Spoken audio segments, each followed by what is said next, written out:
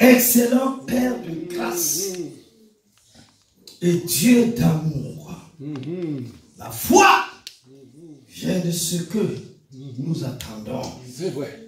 Et ce que nous attendons vient de ta parole, Jésus. Oui, Seigneur. Sur cette terre des hommes, quand tu es venu, tu nous as enseigné, tu nous as donné le message du royaume des cieux. Merci, Seigneur. Afin que par la foi, nous manifestons les œuvres de Dieu qu'il a préparées d'avance pour nous avant la création de ce monde. Dieu de gloire, que l'esprit de foi nous saisisse maintenant.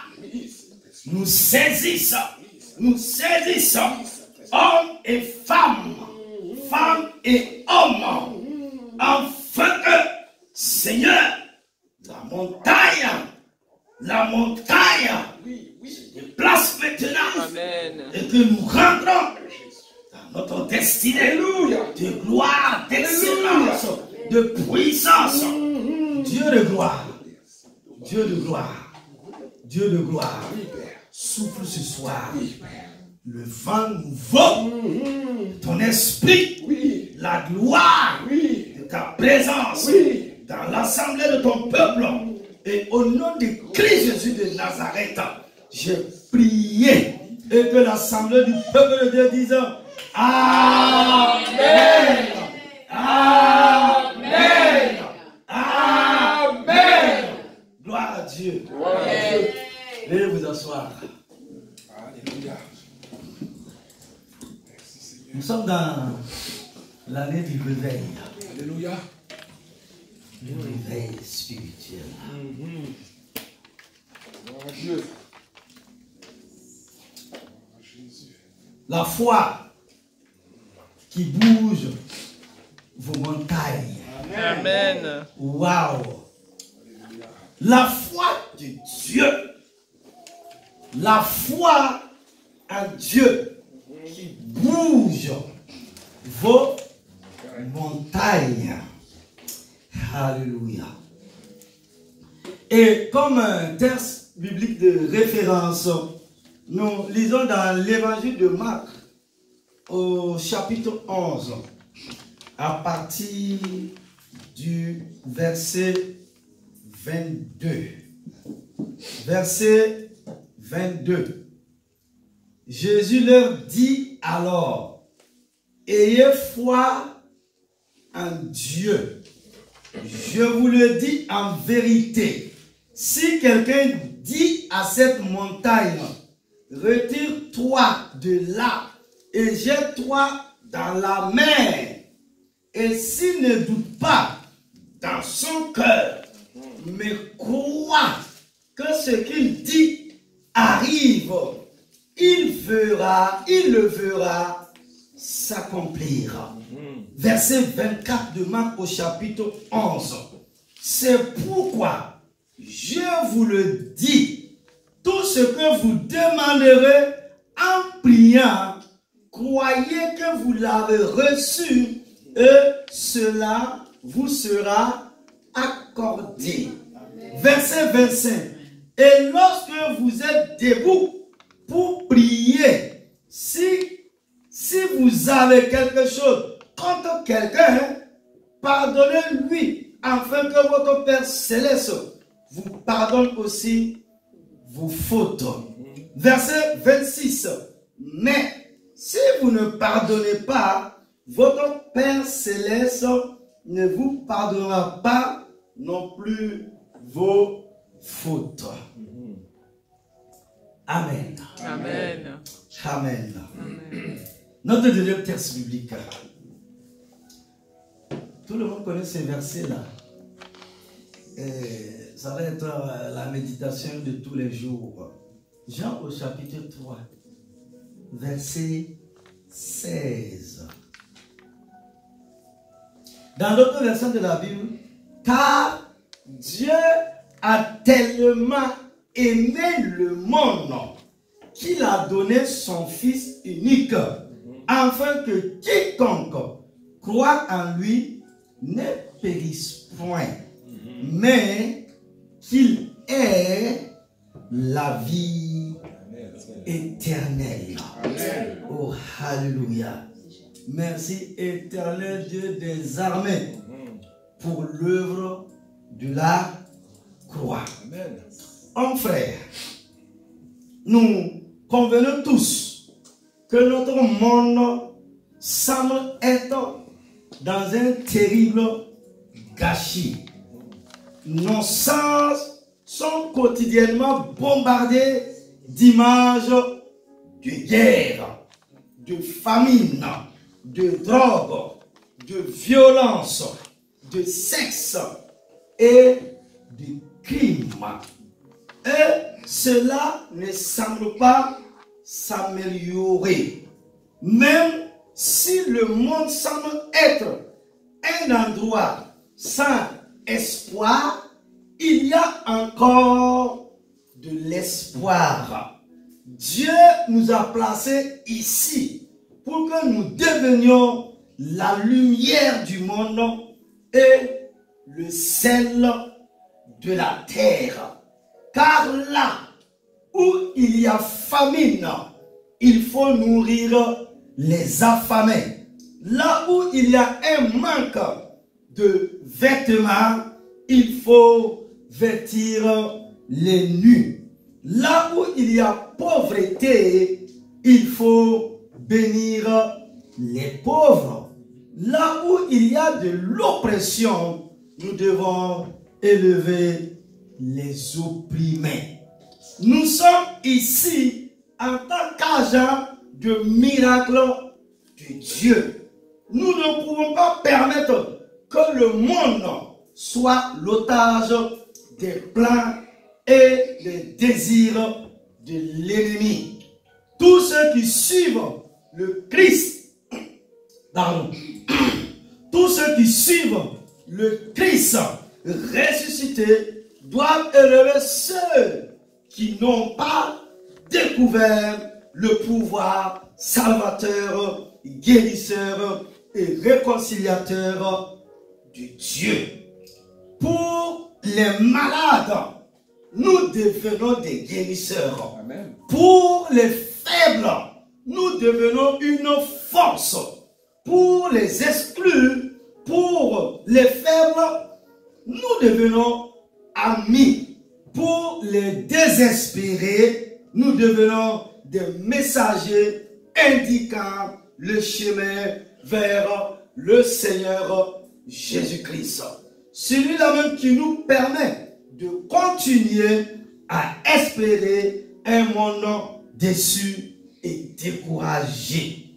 Tous ceux que nous rencontrons ont besoin de voir le Christ, notre espérance de gloire, révélée à travers les attitudes et les actions avec lesquelles nous abordons la vie. Dieu est toujours au contrôle. Il n'a pas perdu son pouvoir. Il n'est pas non seulement démodé ou obsolète. La foi en Dieu peut encore changer les circonstances de votre vie personnelle et du monde dans lequel vous vivez. Le simple fait de dire ou d'entendre le mot foi produit la chair de poule chez de nombreuses personnes. Pourquoi? Le mot les rend nerveux. Parce que pour eux, la foi est un concept étrange et flou. La foi n'est pas quelque chose à craindre. C'est la force la plus puissante et la plus créative du monde. La foi en Dieu peut faire la différence entre la vie et la mort. la santé et la maladie, la prospérité et la privation, le succès et l'échec. Une chose est certaine, la seule façon d'atteindre notre monde pour Christ est par une démonstration de la puissance de Dieu par la foi. Notre monde attend la guérison et la délivrance. Notre monde attend des réponses auxquelles tout de notre temps, notre monde attend l'espoir. Nous qui connaissons le Seigneur de la santé, de la délivrance, de la vérité et de l'espérance, avons deux options. Nous pouvons rester les bras croisés et regarder notre monde se désintégrer. Ou nous pouvons croire que Dieu nous aide à changer notre monde. Église, c'est ce que je vous propose de voir en deux points au cours de l'enseignement de la soirée. Premièrement, pourquoi la foi est si importante? Je me pose la question, Église. Pourquoi la foi est si importante? La foi est le sujet le plus important de toute la Bible. Il n'y a rien dans la Bible qui soit aussi important que ce sujet. Vous ne pouvez même pas être sauvé sans la foi, car c'est par la grâce que vous êtes sauvés par le moyen de la foi. Et cela ne vient pas de vous, c'est le don de Dieu. Éphésiens au chapitre 2, verset 8. Vous ne pouvez pas vivre pour Dieu sans la foi. Vous ne pouvez pas plaire à Dieu sans la foi. Car la Bible dit, sans la foi, il est impossible de lui être agréable. Hébreux au chapitre 11, verset 6. La Bible dit aussi, nous marchons par la foi et non par la vue. 2 Corinthiens chapitre 5, verset 7. Notre marche chrétienne est une marche de foi. On ne peut pas mener des batailles spirituelles sans la foi.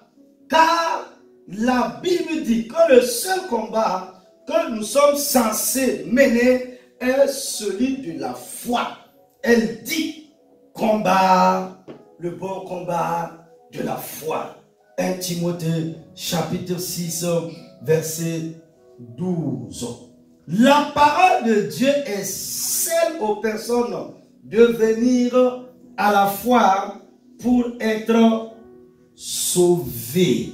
Chaque croyant, sinon chaque chrétien, a déjà une mesure de la foi divine. Dieu fait en sorte que tout le monde commence de la même manière. Il ne donne pas à l'un plus de foi qu'à l'autre. Il donne à chacun la mesure de la foi. Hébreux chapitre 12, verset 3. Ensuite, votre foi grandit en fonction de ce que vous en faites. Beaucoup de gens ont fait avec leur foi ce que l'homme de la Bible a fait avec son seul talent. Matthieu chapitre 25, verset 25. Cette mesure de foi peut être augmentée, mais c'est vous qui l'augmenterez, pas Dieu, ni le pasteur, Dieu fournit les moyens par lesquels la foi peut être augmentée. Mais cette mesure de foi augmente si vous faites deux choix. La nourrir de la parole de Dieu et la mettre en pratique. La Bible utilise très souvent des termes naturels et humains pour enseigner des pensées spirituelles. C'est ainsi que Jésus a enseigné dans Matthieu au chapitre 4, verset 4. L'homme ne vivra pas de pain seulement, mais de toute parole qui sort de la bouche de Dieu. Jésus utilise une idée naturelle et humaine pour transmettre une pensée spirituelle. Et nous dit que ce que le pain ou la nourriture est au corps, la parole de Dieu l'est à l'esprit, c'est-à-dire au cœur de l'homme. Vous savez que si vous mangez régulièrement de bons aliments, sinon de bons plats, vous vous renforcerez physiquement. Mais même si vous mangez bien et ne faites pas d'exercice, vous ne ferez que devenir flat et hors de forme. De la même manière, vous devez nourrir votre foi de la parole de Dieu. Mais vous devez aussi exercer votre foi. Car si vous ne le faites pas, vos muscles de la foi seront mous. Ils ne seront pas capables de faire grand chose spirituellement pour déplacer des montagnes dans votre vie. Vous pouvez nourrir votre esprit et nourrir votre foi, car la parole de Dieu est la nourriture de la foi. Mais vous devez aussi exercer votre foi pour la développer et la faire grandir. Nous le voyons dans Romains au chapitre 10, verset 8. Mais que dit-elle? La parole est près de toi, dans ta bouche et dans ton cœur. C'est-à-dire la parole de la foi, celle que nous prêchons. Paul, l'apôtre, a appelé le message qu'il a prêché la parole de foi. Il appelle la parole de Dieu la parole de foi, car la parole fera entrer la foi dans votre cœur. Selon Romains au chapitre 10, verset 17. La parole de Dieu renforcera l'assurance, la confiance et la foi dans votre esprit ou votre cœur. Vous devez alors exercer cette foi. Nous savons donc que la mesure de la foi que nous avons reçue peut être augmentée en faisant deux choses.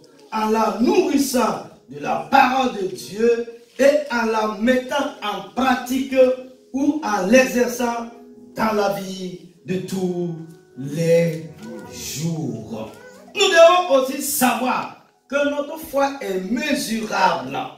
Quelqu'un a dit, soit vous avez la foi, soit vous ne l'avez pas. En d'autres termes, cette personne essayait de dire qu'on ne pouvait pas avoir plus ou moins de foi. Mais ce n'est pas vrai. Et je vais la démontrer tout de suite par l'enseignement de Jésus. Vous pouvez avoir plus ou moins de foi. Souvenez-vous que c'est à vous de décider ce que vous faites de la mesure de foi que Dieu vous a donnée. Par exemple, votre foi peut grandir. 2 Thessaloniciens, chapitre 1, verset 3 dit, nous devons continuellement rendre grâce à Dieu à votre sujet, frère, comme il convient, parce que votre foi fait des progrès extraordinaires. Waouh! Dieu dit donc que la foi peut grandir. Eh bien, puisque la foi peut grandir, elle peut être grande ou petite, plus ou moins grande. Examinons plusieurs autodéclarations de notre Seigneur Jésus-Christ sur la foi. Dans Luc au chapitre 12, verset 28, la parole dit, si donc Dieu révèle ainsi l'herbe qui est aujourd'hui dans le champ et qui demain sera jetée au four, à combien plus forte raison vous habillera-t-il, oh, gens de peu de foi. Matthieu 6, 30. C'est pourquoi, si Dieu révèle ainsi l'herbe des champs qui existe aujourd'hui et qui demain sera jeté au four, ne vous vêtira-t-il pas à plus forte raison, gens de peu de foi? Matthieu 14, verset 22. Et je lis la parole pour vous. Et aussitôt, Jésus obligea ses disciples à monter dans la barque et à le précéder à l'autre bord, pendant qu'il renverrait la foule. Après avoir renvoyé la foule, il monta sur la montagne pour prier à l'écart. Et le soir étant venu, il était là, seul. Or, la barque était déjà au milieu de la mer, battue par les vagues, car le vent était contraire. Verset 25 de Matthieu au chapitre 14. Et à la 4e veille de la nuit, Jésus alla, c'est-à-dire à 4h du matin, Jésus alla vers eux, marchant sur la mer. Quel sauveur! Et quand les disciples le virent marcher sur la mer, ils furent troublés, disant, c'est un esprit, c'est un fantôme. Et de peur, ils poussèrent des cris comme des enfants. Oui. La Bible dit, poussez ici des cris. Mais aussitôt, Jésus leur parla et dit, rassurez-vous, c'est moi, n'ayez pas peur. Verset 28. Pierre lui dit, Seigneur, si c'est toi, ordonne-moi de venir vers toi sur les eaux. Verset 29. Et il dit, viens. Et lorsque Pierre fut descendu de la barque, il marcha sur les eaux pour aller vers Jésus. Mais, voyant le vent fort, il eut peur. Et comme il commença à s'enfoncer, il s'écria, Seigneur, sauve-moi. Et aussitôt, Jésus étendit la main, le saisit et lui dit, homme, la partie qui nous intéresse le plus, homme de peu de foi, pourquoi as-tu douté? Waouh! Mon frère et ma soeur, dans ces versets, Jésus parle de la petite foi. Il dit à Pierre, oh toi de peu de foi, pourquoi as-tu douté? Dans Matthieu au chapitre 8, Jésus loue la foi du centurion qui est venu à lui au nom de son serviteur. Jésus dit que le centurion avait une grande foi. Matthieu 8, verset 5. Et lorsque Jésus fut entré dans Capernaum, un centenier s'approcha de lui, le pria et disant, Seigneur, mon serviteur est couché à la maison, paralytique et souffrant cruellement. Et Jésus lui dit, j'irai et je le guérirai. Le centenier répondit, Seigneur, je ne suis pas digne que tu entres sous mon toit, mais dis seulement un mot et mon serviteur sera guéri, car je suis un homme soumis à d'autres hommes, ayant sous mes ordres des soldats. Je dis à l'un, va, et il va, à un autre, viens, et il vient, et à mon serviteur, fais cela, et il le fait. Lorsque Jésus entendit cela, il fut étonné, et il dit à ceux qui le suivaient, ce jour-là, je vous dis, en vérité, même en Israël, je n'ai pas trouvé une aussi grande foi.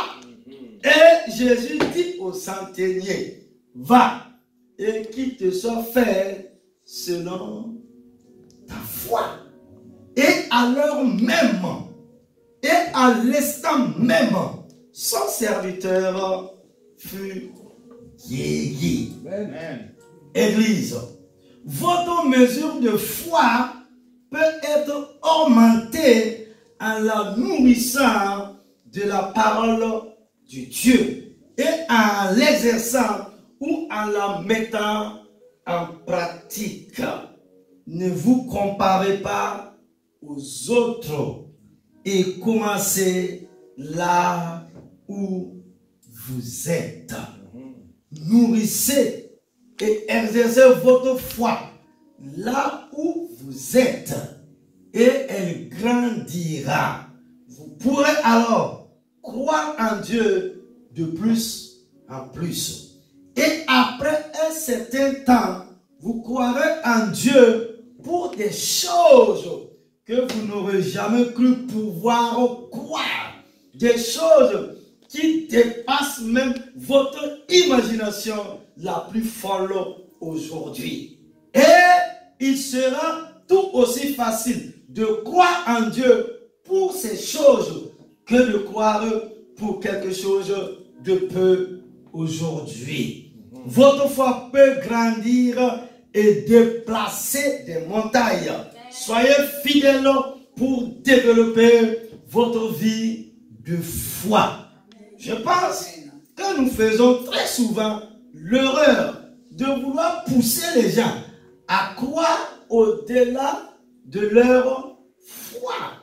Nous ne devrons pas critiquer les gens parce qu'ils ne croient pas autant que nous savons ce qui leur appartient en Christ.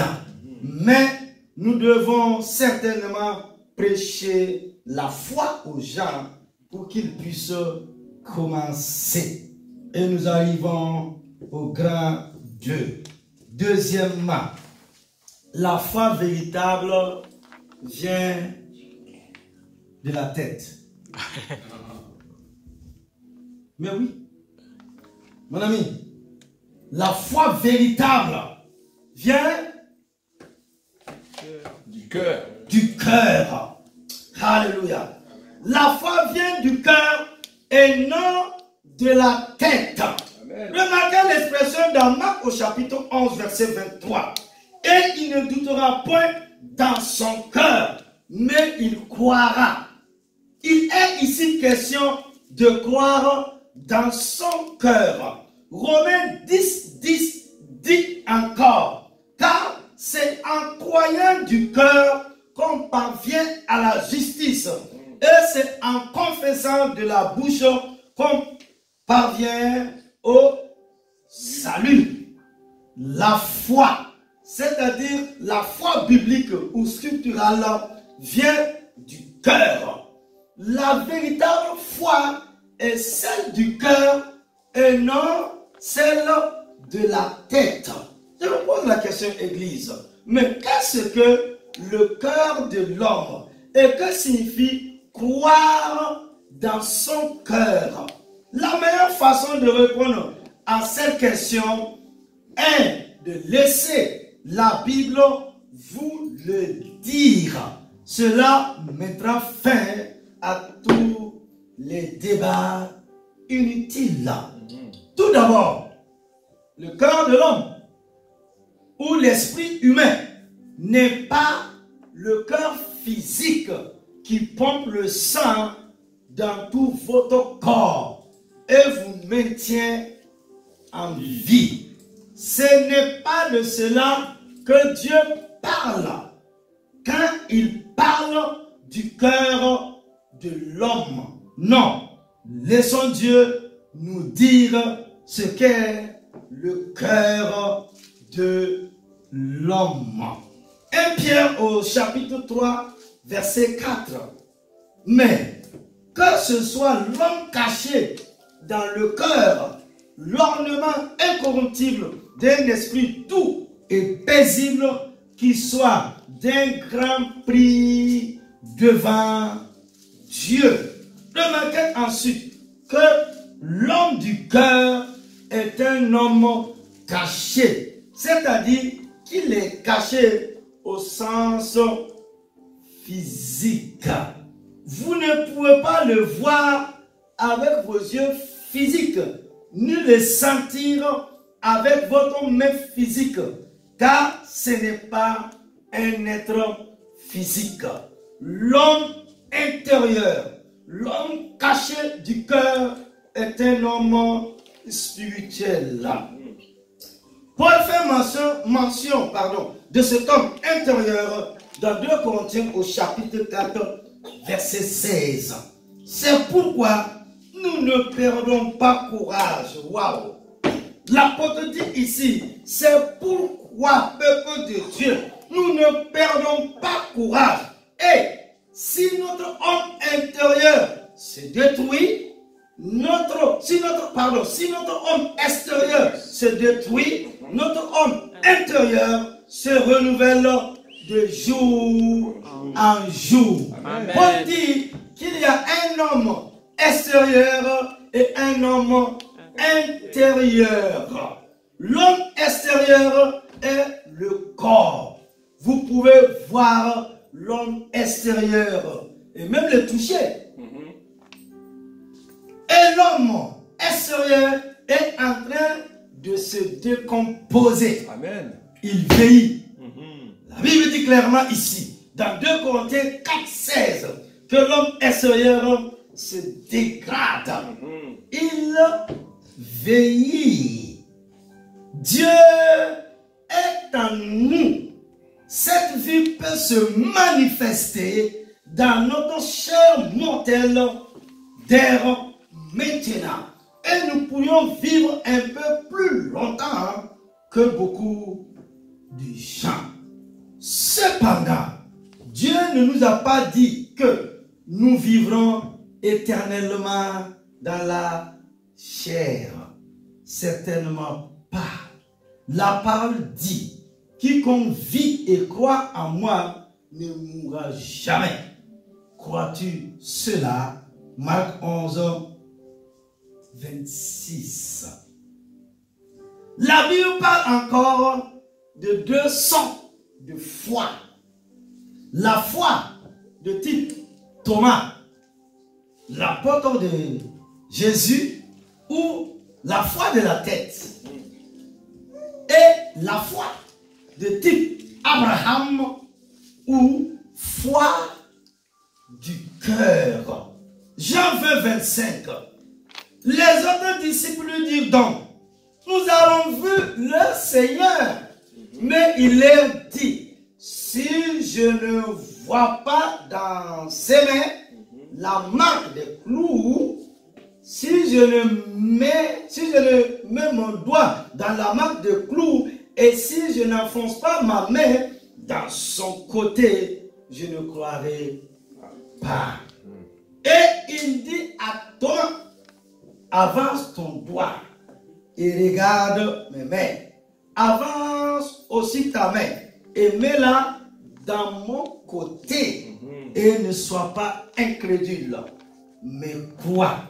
Et Thomas répondit et lui dit, mon Seigneur et mon Dieu. Il a vu le miracle et il a appelé Jésus mon Seigneur et mon Dieu. Amen. Jésus lui dit, parce que tu m'as vu, tu m'as cru. Bienheureux ceux qui n'ont pas vu et qui ont cru. Alléluia. Amen. Romains 4, 17. Romains chapitre 4, verset 17. Écoute-moi, Église. La Bible dit ceci. Selon qu'il est écrit, je t'ai établi père d'un grand nombre de nations. Devant celui en qui il a cru, Dieu qui donne la vie aux morts et qui appelle les choses qui ne sont point comme si elles étaient. Qui, contre toute espérance, crut et devient père d'un grand nombre de nations, selon ce qui lui avait été dit. Telle sera ta postérité. Verset 19 de Romains au chapitre 4. Et ne faiblit pas dans la foi, et il ne considéra pas que son corps était déjà mort lorsqu'il avait près de 100 ans. Ni que Sarah n'était pas en état d'avoir des entrailles, en état d'inactivité. Il ne douta point par incrédulité au sujet de la promesse de Dieu, mais il fut fort dans la foi, donnant gloire à Dieu, et il était pleinement convaincu que ce qu'il promet, il pouvait aussi l'accomplir. Amen. Waouh! Ce que Dieu promet, ce que Dieu dit, il a la capacité, il a la possibilité de l'accomplir. La foi d'Abraham est la foi qui croit en dépit de ce qu'elle voit, en dépit des circonstances. Et la foi d'Abraham vient du cœur. Par contre, la foi de Thomas ne croit que ce qu'elle voit, entend, goûte, sent ou touche. La foi de Thomas est une foi intellectuelle.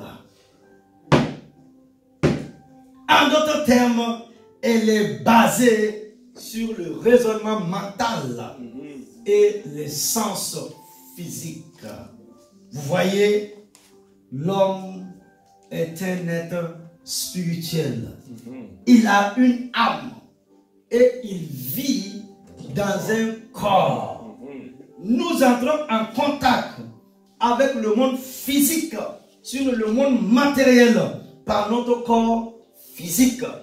Nous entrons en contact avec le monde spirituel par notre esprit. Et nous entrons en contact avec le monde intellectuel par notre âme. La foi ne vient ni de l'esprit, ni du corps. Elle vient du cœur. Selon Marc au chapitre 11, verset 23. La foi agira dans votre cœur et le doute dans votre tête. Jésus n'a jamais dit un mot au monde sur le fait de ne pas douter dans sa tête. Il a dit, et il ne doutera pas dans son cœur. Marc 11, 23. C'est la foi du cœur et non la foi de la tête qui fait le travail. Proverbe au chapitre 3, verset 5, dit la même chose. Confie-toi, ma soeur, confie-toi en l'Éternel de tout ton cœur. Il n'a pas dit de toute ta tête. Confie-toi en l'Éternel Dieu, en celui qui a fait la promesse de tout ton cœur. Et ne t'appuie pas sur ta sagesse. Votre compréhension est le résultat de vos propres processus mentaux, de votre propre pensée humaine. En d'autres termes, vous pouvez lire ce verset ainsi. Confie-toi en l'Éternel de tout ton cœur et ne t'appuie pas sur ton esprit ni sur les raisonnements des hommes. Mais c'est précisément là que la plupart des chrétiens, sinon la plupart des enfants de Dieu, passent à côté de la vérité divine. Vous pouvez leur donner des passages des Écritures évangélistes. Vous pouvez leur donner toutes sortes de versets, toutes sortes de passages. Et ils diront, oui, mais, oui, mais, oui, mais, oui, mais, oui. La parole dit oui, mais. Tu as vu ma citation? La parole dit oui, oui, oui, oui, mais.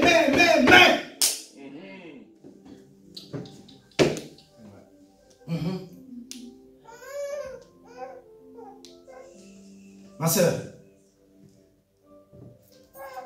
s'il y a quelqu'un qui dit, tu as plus de foi que Thomas. Lui, il a vu Jésus physiquement. Thomas a marché avec Jésus. Est-ce que vous m'entendez? Thomas a mangé avec Jésus. Thomas a pris la scène même avec Jésus. Ok. À la résurrection de Lazare, Thomas était là. Il a vu le miracle de Dieu. Le fils de la femme de Naïm, quand la vie a rencontré la mort a fui. Sinon, la mort a pris la tangente. Ok. Thomas a vu la multiplication des pains. Thomas a vu Jésus réveiller les morts. Thomas a vu les paralytiques marcher. Thomas a vu la manifestation de la puissance du royaume de Dieu par le Saint-Esprit. Et il a entendu la prophétie. Jésus a dit, il est avantageux pour vous que je m'en aille. Malgré ça, Thomas n'a pas cru. Voilà un disciple. Il avait fui même. Donc quand les disciples l'ont rencontré, ils ont dit, hey, viens. Tu sais, le maître est ressuscité. Il dit, arrêtez-moi ça, basta. Arrêtez-moi ça.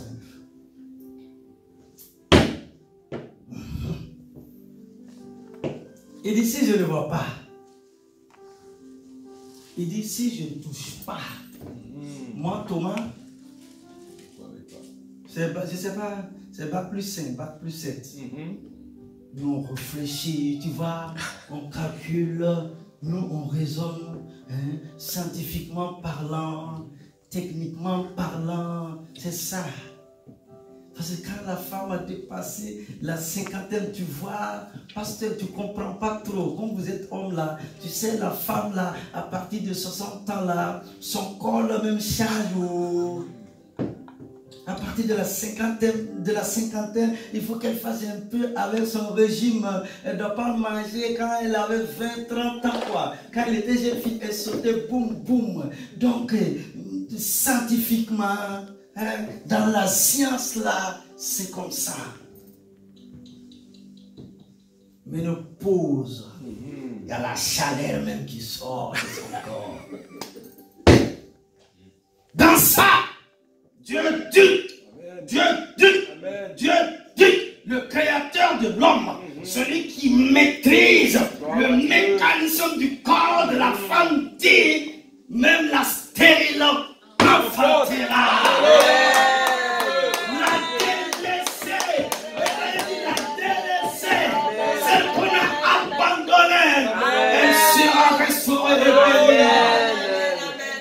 Elle va rencontrer le bonheur. Elle va rencontrer la faveur. Elle va rencontrer la grâce. Elle va rencontrer la bénédiction. Il ne faut pas courir pour aller chercher. Non. Ça va venir. Amen. Dieu dit à Israël, si tu obéis, je vais commander. Oh, Dieu dit, je vais ordonner. Nous, on ne court pas aller chercher. Tu vas aller ramasser piment, potasse, niveau qui.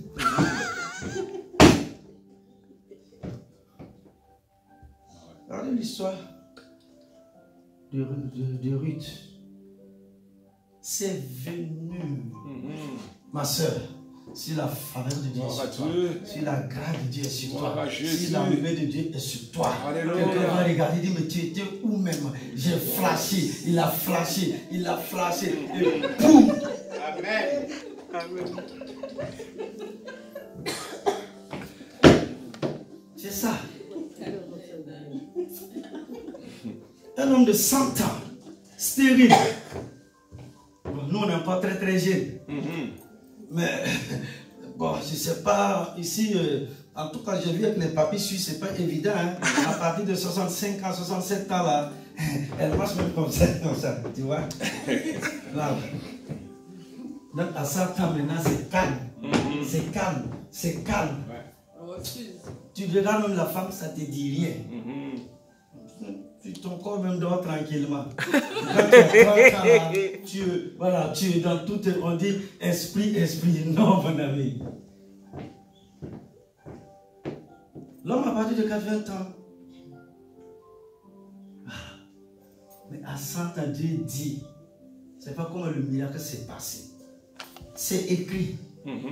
La promesse est accomplie. Amen. Mais pourquoi vous n'avez pas cette foi de papa Abraham, le père de la foi? Il a cru. On dit qu'il a cru à la promesse. On n'a pas dit qu'il a prié. Parfois quand nous on cherche, nous on prie, boum, boum, boum. C'est pour chercher au fait l'incrédulité, la peur. Nous envahissons, nous saisissons. Nous sommes tellement entourés des incrédules, toutes sortes d'incrédulités, toutes sortes de choses. Ma fille, Dieu dit ça va marcher. Amen. Dieu dit ça va marcher. Amen. Le ciel dit ça va marcher. C'est ça. Que Dieu vous bénisse. Amen. Amen. Ayez foi dans la parole, pas dans vos sentiments. On a dit sentiments. Les sentiments mentent. Ce n'est pas ce que nous ressentons. Ce n'est pas ce que nous pensons qui compte et qui est vrai. C'est ce que dit la Bible qui est la parole de Dieu qui compte. Et notre foi devrait être dans ce que Dieu a dit. Amen. Notre foi ne doit pas être dans nos sentiments. Les sentiments mentent. Aujourd'hui, tu as des sentiments pour une femme. Demain, tu n'as plus de sentiments. C'est ça, hein? Aujourd'hui, la femme a des sentiments pour l'homme. Demain, elle te regarde même, elle te fait de foutaise même. Les sentiments mentent. C'est ça la vérité. C'est l'année du réveil. J'ai des sentiments pour toi. Hein? Non. J'ai des sentiments pour toi. Il faut commencer à fuir. J'ai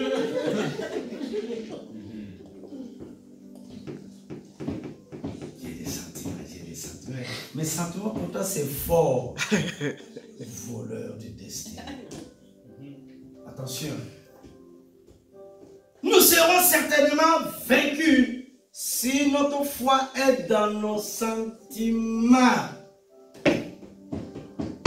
Quelqu'un qui a un sentiment pour toi qui ne t'amène pas à la mairie, qui ne t'amène pas devant le pasteur Israël, là, il faut le fuir.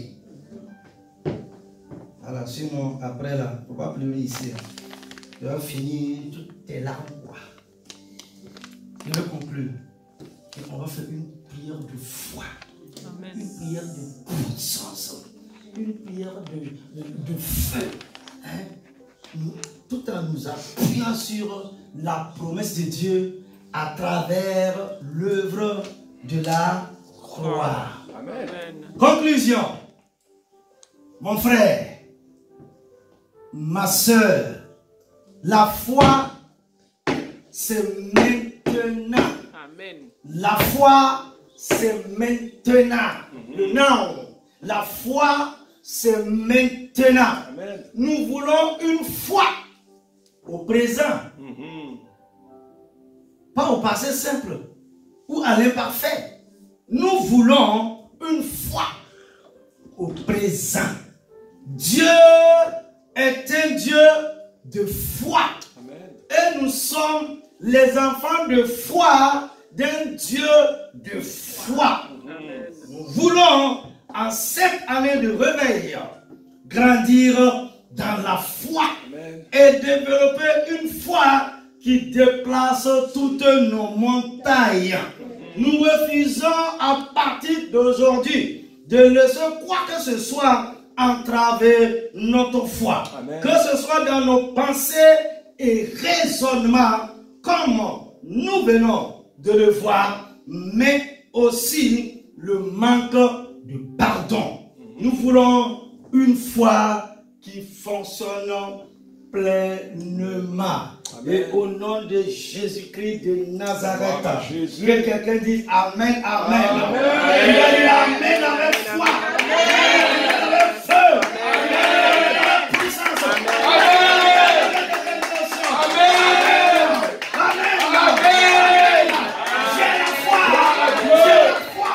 J'ai la foi. J'ai l'assurance. La promesse s'accomplira. Amen. Je serai en haut. Amen. Je serai le premier. Amen. Quelque chose de Dieu en moi. Amen. Que le temps est venu. Amen. J'ai la foi. Amen. Que les portes s'ouvrent. Amen. Dieu Gloire à est Dieu. J'ai la foi que le Dieu des cieux a mené le combat pour moi. Amen. Il a exterminé l'ennemi. Amen. Il a terrassé l'ennemi. Amen. Il a frappé l'ennemi. Amen. Il a envoyé son feu de bois. Amen. Il a envoyé son feu de bois. Amen. Il a envoyé son feu de bois. Amen. J'ai la foi. Amen. De la pauvreté, Dieu m'amène à la richesse. Amen. De la pauvreté, Dieu m'amène à la richesse. De la pauvreté, Dieu m'amène à la richesse. De l'échec, il m'amène au succès. De l'échec, il m'amène au succès. Il me fait rire dans cette vie. Il me fait rire dans cette vie. Il me fait rire dans cette vie. L'impossible devient possible. L'impossible devient possible. L'impossible devient possible. Toutes les portes sont ouvertes. Toutes les portes sont ouvertes. Toutes les portes sont ouvertes. Par la puissance de la foi, les combats sont gagnés. Les combats sont gagnés. Les combats sont gagnés. Les combats sont gagnés. J'ai l'assurance. J'ai la foi. J'ai la détermination. Que celui qui a fait la promesse est puissant, est glorieux, est grand pour l'accomplir. Pour l'accomplir. Il est fidèle pour accomplir sa promesse. Il est fidèle pour accomplir sa promesse. C'est maintenant.